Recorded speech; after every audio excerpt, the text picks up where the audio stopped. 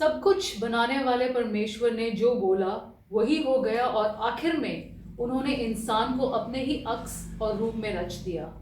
प्रभु यीशु इस धरती पर इंसान के रूप में आए और उन्होंने भी जो बोला हो गया, यहाँ तक कि तूफान थम गया, पेड़ सूख गया और हर तरह की शैतानी ताकतें उनकी आवाज को सुनकर भाग निकली। प्रभु यीशु को वचन के अनुसार शब्द कहा गया है। क्या हमारे मुंह से निकले शब्द भी इतने ही फल लाने वाले होते हैं? आज हम इसी विषय पे बात करते हैं।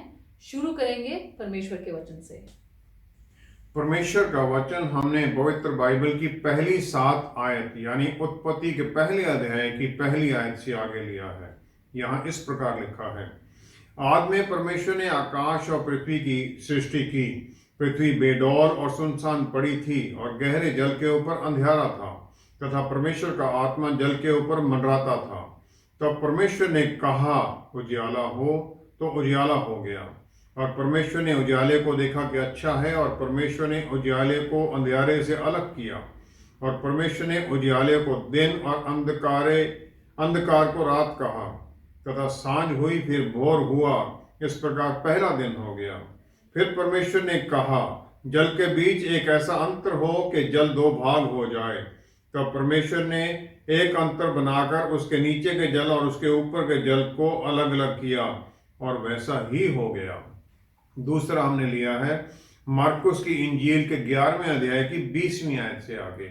यहाँ इस प्रकार लिखा है, और भोर को जब वे उधर से जाते थे तो उन्होंने उस अंजीर के पेड़ को जड़ तक सूखा हुआ देखा। पतरस को वह बात स्मरण आई और उसने उससे कहा, हे रब्बी, देख, यह अंजीर का पेड़ जिसे तूने शाप दिया था सूख गया है। प्रभु यीशु ने उसको उत्तर दिया, परमेश्वर पर विश्वास रखो। मैं तुमसे सच कहता हूं कि जो कोई इस पहाड़ से कहे, तू उखड़ जा और समुद्र में जा पड़, और अपने मन में संदेह ना करे, वरन प्रतीति करे कि जो कहता है वह हो जाएगा, तो उसके लिए वही होगा। परमेश्वर के वचन को पढ़े और सुने जाने से आशीष हो। आमीन। वचन के अनुसार परमेश्वर ने जो बोल दिया वो हो गया। इंसान को परमेश्वर जैसा बनाया गया है, तो क्या हम जो बोलते हैं उसके हो जाने की भी संभावना है? हाँ, जो इब्रानी भाषा का शब्द स्पीच, जैसे भाषा या स्पीच बोलना जो ट्रांसलेट किया गया है, वो शब्द है डवार या डबार। इसका मतलब ये भी होता है एक्चुअल थिंग, एक सही चीज जो कि बनी हुई है। इसका मतलब है जो बोला गया शब्द है वो रियलिटी को क्रिएट करने में है। जैसे हमने उत्पत्ति में पढ़ा था, उससे चीजें क्रिएट की जाती हैं। यहूदी कल्चर के अंदर प्रार्थना करने को डावन कहते हैं। डावन का मतलब है अपने होठों के हिलाना, बोलना। और दूसरा प्रार्थना के साथ जो रिलेटेड शब्द है वो है टिफिला, जिसका मतलब है अपने आप को जज करना, अपने आप को जांचना, इंट्रोस्पेक्शन, सेल्फ इवैल्यूएशन, अपने ऊपर केंद्रित होना, अपने आप को जांचने के लिए। लेकिन टिफिला का एक और मतलब भी होता है, वो है अटैचमेंट, जुड़ जाना। इसका मतलब डेवनिंग या प्रेयर जो है वो टिफिला को क्रिएट करता है, वो बनाता है उसे, और इसके द्वारा फिर हमारे और परमेश्वर के साथ एक संबंध बन जाता है, उस समय का एक बॉन्ड बन जाता है। एक्चुअली ये दोनों डावन और टिफिला एक ही होने चाहिए। जो प्रार्थना है वो बोले हुए शब्द के द्वारा टिफिला करता है, रिश्ता बनाता है। और फिर ये रिश्ता, इसमें होता क्या है, इसमें देखते हैं हम अपने ऊपर अपने आप को जांचते हैं, अपने आप को देखते हैं, फिर हम, और फिर अपने आप को जांचते हुए हम परमेश्वर की तरफ देखते हैं, उनके नजदीकी में जाते हैं, और फिर हम अपने आप को उस ऊंचे प्लेन की तरफ उठा ले जाते हैं। उत्पत्ति के 28वें अध्याय की 12वीं आयत में याकूब जो अपने भाई एसाव से डरकर भागा हुआ है, जा रहा है अपने मामा लबान के घर में, तो वो रास्ते में सो जाता है और एक सोते हुए एक सपना देखता है कि एक सीढ़ी जा रही है धरती से स्वर्ग तक, और सबसे ऊपर में उसमें परमेश्वर खड़े हैं और स्वर्गदूत उसमें ऊपर जान और नीचे आ रहे हैं। जो हमारे प्रार्थना में बोले हुए शब्द हैं वो एक सीढ़ी की तरह बन जाते हैं, जिसके द्वारा हम अपने आप को उठा लेते हैं उस ऊंचे स्तर की तरफ। हमारे चारों तरफ शैतानी ताकतें हैं, क्योंकि गिरावट में है सारी कुदरत, और वो शैतानी ताकतें हमारे ऊपर हर पल नजर रखे रहती हैं। जो भी हम बोलते हैं वो परमेश्वर सुनते हैं और ये शैतानी ताकतें भी सुनती हैं। परमेश्वर हमारे जो बुरे शब्द जो हम बोलते हैं, गाली गलौच या कुछ भी बोलते हैं, उसका कोई उत्तर नहीं देते हैं, लेकिन शैतान उन वचनों को एक्शन में ला देता है। इससे दो चीजें होती है। एक तो यह है कि हम उसे अपने जीवन में आने का अधिकार देते हैं, हमने बोला उसने कर दिया। दूसरा, उसको वो करता है, हमने उसे इनवाइट किया था उसने कर दिया फिर वो, और जो उसने किया क्योंकि हमने कहा था वो, तो पाप हमारा है, तो हमें इसके जो कॉन्सिक्वेंसेस हैं वो हमें भुगतने पड़ते हैं। परमेश्वर हमारी प्रार्थनाओं को जांचते हैं और जो हमारे लिए अच्छा है वो हमें देते हैं, और लेकिन जो बुराई है वो एकदम हो जाती है क्योंकि हमने इसको मांगा था। मार्कुस का 11वां अध्याय, उसकी अगर हम 23वीं आयत देखें तो वहां लिखा है, मैं तुमसे सच कहता हूं कि जो कोई इस पहाड़ से कहे तू उखड़ जा और समुद्र में जा पड़, और अपने मन में संदेह ना करे वरन प्रतीति करे कि जो कहता है वह हो जाएगा, तो उसके लिए वही होगा। इसको हम ये मानते हैं, ये कहा जाता है कि हमारा विश्वास है जो पर्वत को हिला देता है। लेकिन प्रभु यीशु ने जो चेलों को कहा वो कुछ भिन्न है। वो मत्ती 17:20 में भी वो कहते हैं, मैं तुमसे सच कहता हूं यदि तुम्हारा विश्वास राई के दाने के बराबर भी हो तो इस पहाड़ से कह सकोगे यहां से सरक कर वहां चला जा, तो वह चला जाएगा और कोई बात तुम्हारे लिए असंभव ना होगी। अब हम ये कहते हैं हमारे अंदर विश्वास अगर राई के दाने जितना है तो हमारा हो जाएगा, लेकिन दोनों बातों में वचन है, तुम पहाड़ से कह दो। हमारे बोलने से वो होना है, विश्वास में हम बैठे रहें, जितना मर्जी हमारा विश्वास वो नहीं हिलेगा पहाड़, हमारे बोलने से वो हिलता है। हमारे बोलने से हमारे जीवन के जो पहाड़ हैं, जो हमारी रुकावटें हैं, वो सब हिल जाते हैं। साइंस के अनुसार जो हम बोलते हैं उसे एक एनर्जी वेव उत्पन्न होती है, और ये भी है कि कोई भी एनर्जी है उसे खत्म नहीं किया जा सकता, बल्कि वो सिर्फ एक शेप बदल लेती है। मैकेनिकल इलेक्ट्रिकल एनर्जी से मैकेनिकल बनती है, उससे मशीनें चलती हैं। जो हमारा विश्वास के द्वारा जो हम बोलते हैं, वो जो एनर्जी है जो हमसे मुंह से निकलती है, वो परमेश्वर के बल के साथ, परमेश्वर की शक्ति के साथ जुड़ जाती है, या वही शक्ति शैतानी शक्ति के साथ जुड़ जाती है, और उससे रिजल्ट निकलता है, एक्शन होता है। परमेश्वर की शक्ति से जुड़ने से आशीष वाला काम होता है, शैतानी ताकत से पाप वाला काम होता है। जो हम बोलते हैं उसमें होना कुछ ना कुछ जरूर है, हम ये मान कर चलें, अपने वचनों को फिर हम संभालें, क्योंकि होगा जरूर। सिर्फ परमेश्वर ही हमारे मन को, हमारी मन की बातों को पढ़ सकते हैं, शैतान नहीं। फिर हम प्रार्थना करते समय अगर बोले ना, तो ना शैतान जान पाएगा कि हमने क्या मांगा है, और ना ही उसे रोक पाएगा। उत्पत्ति का पहला अध्याय उसकी 28वीं आयत देखें, जहां पर के परमेश्वर ने काम दिया था। हमारा यहां काम क्या है? वो काम है उत्पत्ति पहला अध्याय 28वीं आयत।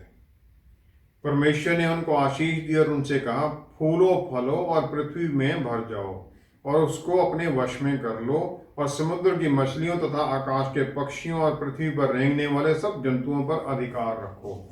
यहाँ 4 चीजें हैं इस काम के अंदर। पहला है फलो फूलो, मतलब अपनी गिनती बढ़ाओ, बच्चे होना। दूसरा है पृथ्वी में भर जाओ, फिल द अर्थ। तीसरा है उसे अपने वश में करना। चौथा है जितनी चीजें जीवनदायी हैं, जितनी भी चीजें हैं धरती पर जिनमें जीवन है, उन सबको अपने वश में, उनके ऊपर अधिकार कर लो। डोमिनियन दिया गया है। हर काम के अंदर बोलना जरूरी है। सिर्फ पहला है जो बच्चे पैदा करना, उसमें शायद ना बोलने, जो नहीं बोल सकता वो भी कर सकता है, लेकिन बाकी सारे काम बोलने के बिना नहीं हो सकते। उत्पत्ति का पहला अध्याय उसकी 4वीं आयत में परमेश्वर ने कहा अंधेरा और रोशनी अलग अलग हो जाए। वो कर दिया उन्होंने बगैर बोले ही ये कर दिया। अब ये अंधेरा क्या है? एजेकियल नबी की 28वें अध्याय की 13वीं 14वीं आयत में एजेकियल नबी कहते हैं शैतान के बारे में।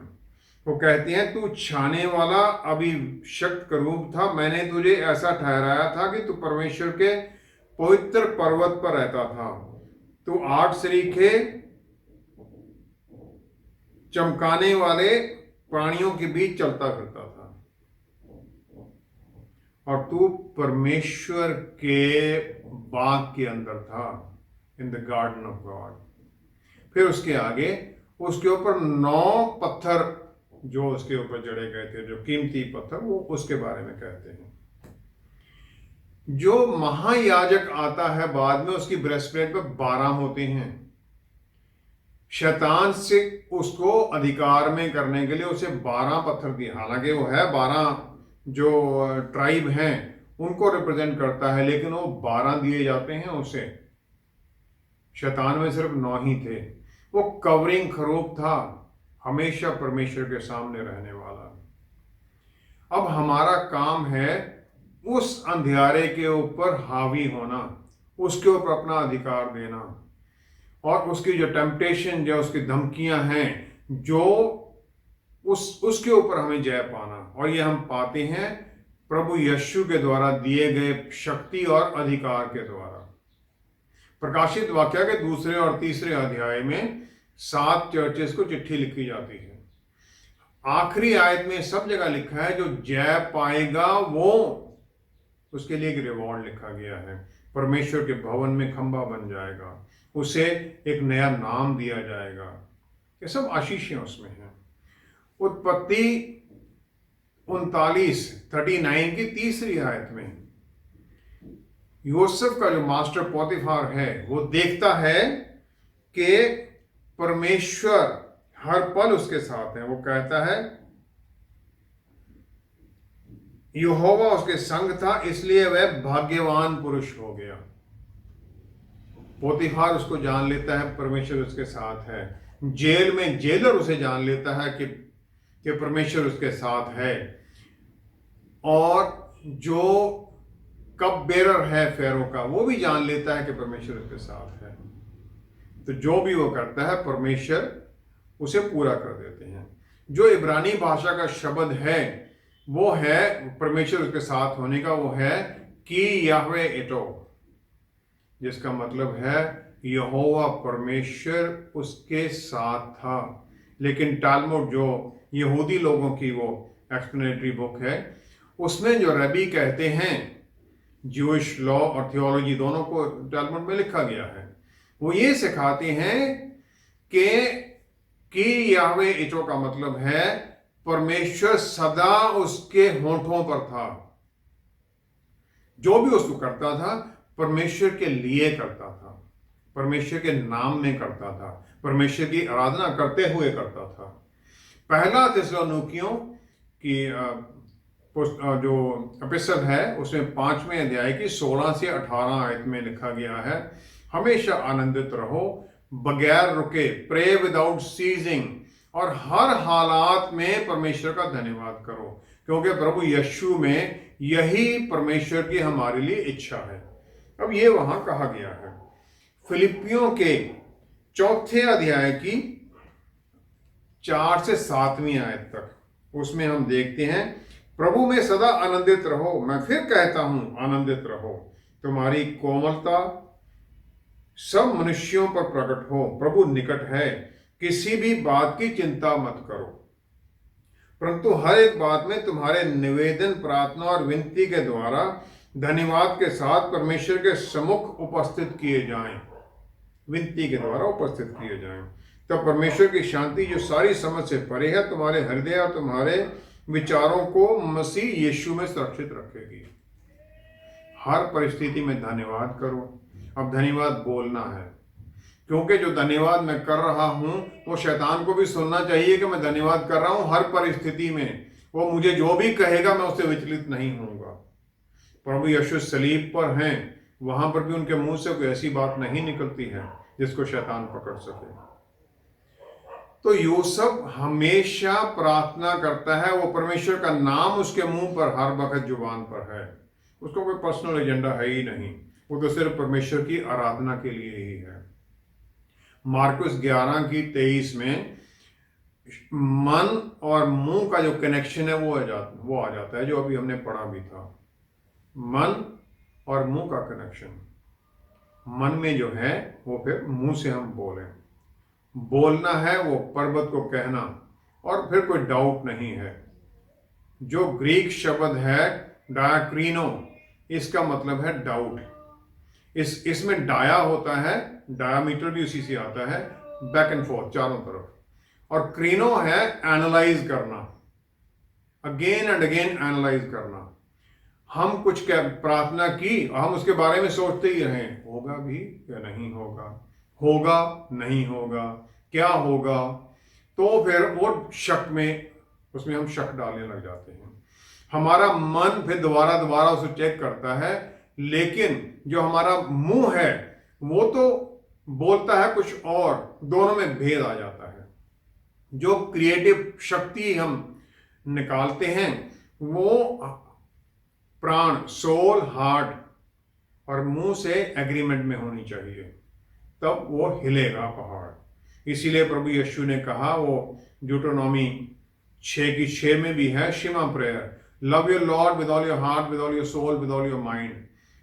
हार्ट, सोल, अंतर्मन और दिमाग, इच्छाएं, विचार, सब कुछ एक लाइन में होना चाहिए, तो पर्वत हिलेगा। मत्ती 12:34 में प्रभु यीशु कहते हैं, जो तुम्हारे मन में भरा हुआ है वही तुम्हारे मुंह से निकलेगा। शैतान हर वक्त अपना झूठ बोलता रहता है, क्योंकि उसके अंदर झूठ ही है।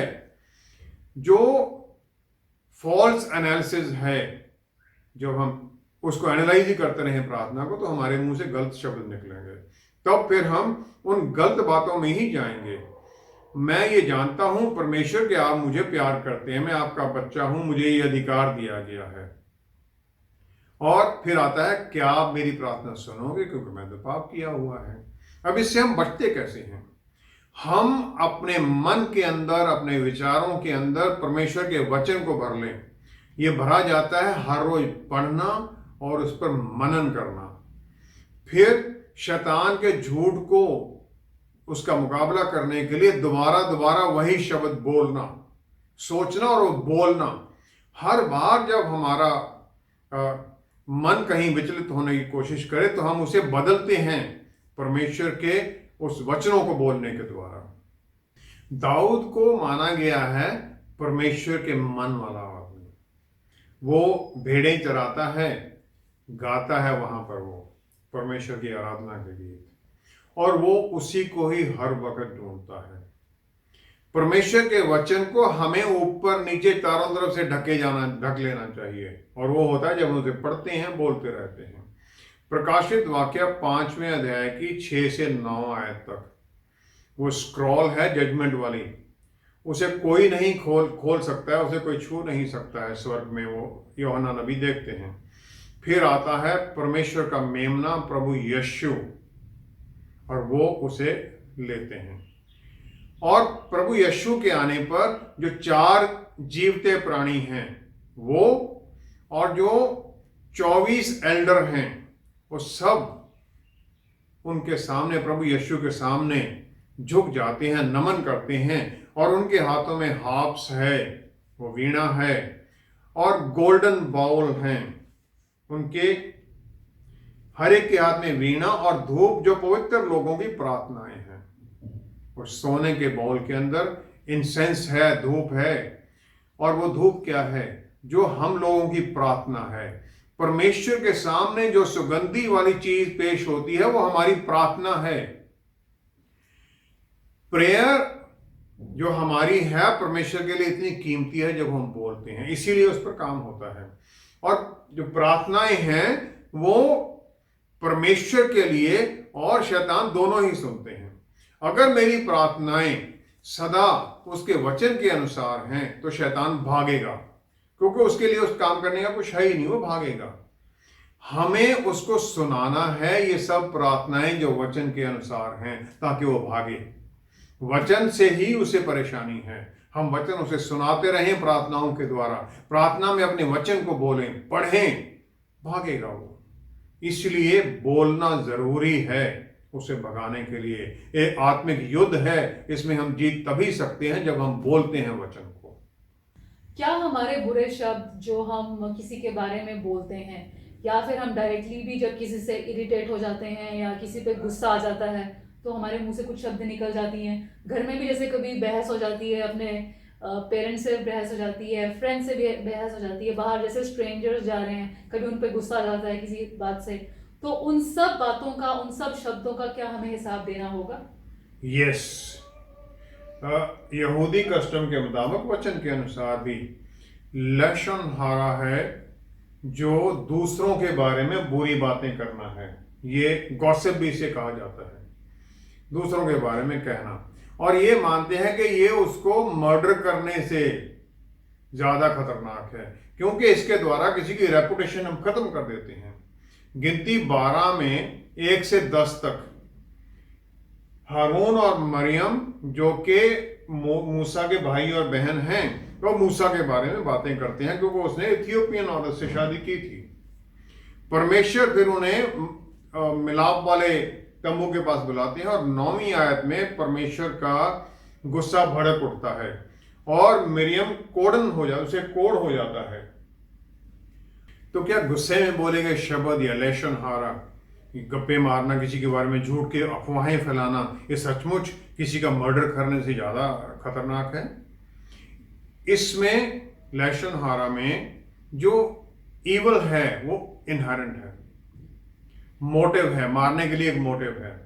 जो जेलसी हो सकता है, उसके बाद पैसे उसलिए हो सकता है, उसके पास बल है या कोई टेंजिबल उसे बेनिफिट मिलेगा, उसलिए किसी का मर्डर करते हैं। और फिर हम इसे एक्सप्लेन करने की कोशिश करते हैं, जस्टिफाई करते हैं। और फन के लिए कोई भी नहीं करता है। साइकोपैथ जो है, जिसका काम ही यही है, वो सिर्फ उसके लिए आनंद के लिए करता है। लेकिन झूठ बोलने में, किसी के बारे में गॉसिप करने में कोई मोटिव नहीं है, कोई कारण भी नहीं होता, इसका कोई टेंजिबल रिजल्ट भी नहीं निकलता है। ये इसमें जो गड़बड़ है, जो सबसे बुरी बात है, ये हम इसको एंजॉय कर आनंद मनाने लग जाते हैं।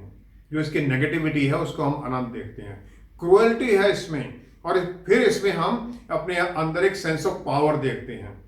दूसरों की जो गप मारने वाले को सुनने वाले 10 खड़े हो जाते हैं और दूसरों को भी हम उस पाप में घसीट लेते हैं। जो मर्डर करने वाला है वो उसे कभी भी एंजॉय कर नहीं करता है, खुश नहीं होता, बाद में रिपेंट करता है वो। लेकिन जो गॉसिप करने वाला है उसके जीवन का हिस्सा बन जाता है, वो दोबारा दोबारा करता है और अपने अंतर्मन, अपनी सोल को डैमेज कर लेता है वो। प्रोवर्ब्स नीति वचन 18:21 में लिखा है, जीव के अंदर जीवन और मृत्यु का शक्ति है। आज के शब्द में जहां इंटरनेट है, व्हाट्सएप, इंस्टाग्राम, फेसबुक, ये सब कुछ है, दुनिया की जीवन तबाह कर देते हैं। कितने लोग सुसाइड कर लेते हैं क्योंकि उनके बारे में कोई उनकी पर्सनल बात थी वो दिखा दी गई, या साइबर बुलिंग है, ऐसे ही गालियां देना, जिससे लोग आत्महत्या तक कर लेते हैं, क्योंकि उनका जो पर्सनल लाइफ है वो दिखा दी गई है लोगों को। जो नेगेटिव शब्द का इस्तेमाल करना है, उसको बुराई की तरफ खींचना, वो ड्यूटरोनॉमी 24:9 में मूसा वार्न करता है अगली जनरेशन को कि याद रखना मरियम के साथ क्या हुआ था, वार्निंग देता है उसे। फिर निर्गमन के 4 अध्याय की 1 से 7वीं आयत में अगर हम देखें, मूसा आता है वो जलती हुई झाड़ी के सामने, तो उसे 3 चीजें परमेश्वर दिखाते हैं। पहला है वो उसको अपने डंडे को फेंक और देखिए सांप बन जाएगा, फिर सांप की पूंछ पकड़ो, पकड़ लेगा। फिर बोलते अपना हाथ जेब में डाल, उसमें अंदर डाल, अपने उसमें डालता है, उसके हाथ पर कोढ़ हो जाता है। पहली चीजों को तो हम समझ सकते हैं, पर तीसरी क्या चीज है, उसे कोढ़ क्यों होता है? क्योंकि उसने उसमें कहा था कि जो लोग हैं वो मेरी बात पर विश्वास नहीं करेंगे, उनके ऊपर उसने एक गलत इल्जाम लगा दिया था, इसलिए उसे कोढ़ दिखाते हैं परमेश्वर, ऐसा मत कर। उत्पत्ति 37:2 में यूसुफ अपने भाइयों के बारे में एक गलत रिपोर्ट अपने पिता को देता है। फिर गिनती 12:32 में डिबा शब्द जो वहां इस्तेमाल किया गया रिपोर्ट के लिए, वही शब्द है जो 12 जासूस भेजता है मूसा, वो भी वही डिबा शब्द, वही गलत रिपोर्ट लेके आते हैं, जिसके कारण पूरी जनरेशन खत्म हो जाती है, 40 साल तक वो भटकते रहते हैं। लेकिन ये इतना बड़ा क्राइम है क्यों? उत्पत्ति 2 अध्याय के 7वीं आयत में लिखा है, परमेश्वर ने उसके नथनों में सांस फूंका और वो एक जीवता मनुष्य बन गया। लेकिन ये माना जाता है कि जीवता मनुष्य की बताए लिविंग बीइंग की बजाय वो एक स्पीकिंग बीइंग बन गया, वो बोलने वाला इंसान बन गया, वो बोलने लग जाता है। जो शब्द है उसमें जीवन है, उसी में सब कुछ है। यहूदी लोगों की जो प्रार्थना है वो कहते हैं, परमेश्वर मेरे मुंह को खोल ताकि मेरा मुंह आपकी आराधना, आपकी प्रशंसा करे, और खत्म होती हैं, मेरे परमेश्वर मेरी जुबान पर कंट्रोल करने में मेरी सहायता कर, ताकि मेरे मुंह से कोई गलत शब्द ना निकले। जो मुझे श्राप दें, मेरी सोल उनके सामने भी शांत रहे, और किसी की बुरी बात के लिए मैं रिएक्ट ना करूं। इसलिए जब हम बोलते हैं, जो भी हम बोलते हैं, उसका हमें हिसाब तो देना ही पड़ना है। अगर हम गलत बोल रहे हैं, झूठ बोल रहे हैं बातें किसी के बारे में, उसकी रेपुटेशन को खत्म करने वाले, तो ये पाप है, और इस पाप का हमें हमेशा फल भुगतना ही पड़ेगा। आइए हम प्रार्थना करें। पिता परमेश्वर, हम धन्यवाद करते हैं हर आशीष के लिए। प्यारे प्रभु यीशु, पवित्र आत्मा परमेश्वर द्वारा हमें बल दीजिए, शक्ति दीजिए कि हम अपनी जुबान पर, अपने विचारों पर कंट्रोल कर सकें, ताकि हमारे मुंह से सिर्फ और सिर्फ आपकी प्रशंसा के शब्द बोले जाएं। और प्यारे प्रभु, हमारे जुबान से सिर्फ और सिर्फ आशीषें ही निकलें। जो हमें श्राप दे, हमारा सोल, हमारा प्राण उसके सामने प्रभु शांत रहे, क्योंकि न्याय आप करते हैं। न्याय आप ही कीजिए प्यारे प्रभु हर चीज का। हमें बल दीजिए, शक्ति दीजिए कि हम आपके सामने अपनी हर प्रार्थना को सच्चाई में, पवित्रता में रख सकें। धन्यवाद सहित पिता परमेश्वर सब कुछ मांगते हैं आपके प्यारे बेटे प्रभु यीशु के पवित्र नाम में। आमेन, आमेन, आमेन। जुबान में जीवन और मृत्यु की शक्ति है, क्योंकि आज के युग में ट्विटर, फेसबुक आदि से किसी की भी प्रतिष्ठा को मिनटों में तबाह किया जा सकता है। कितने लोग हैं जो इस तरह के दुख में आत्महत्या करने का कदम उठा लेते हैं। यही नहीं, जो हम बोलते हैं उसके द्वारा हम सुनने वालों को उन बातों पर अधिकार दे देते हैं, फिर चाहे ये शैतानी ताकतें हों या परमेश्वर। जरूरी है कि हम सदा पहले तोलें और फिर ही बोलें, क्योंकि बोले गए वचन एक तीर के समान है जो फिर वापस नहीं आ सकते। हमारे साथ जुड़ने के लिए आपका बहुत बहुत धन्यवाद। अगले हफ्ते आपसे फिर मुलाकात होगी। Until then, stay blessed. Shalom.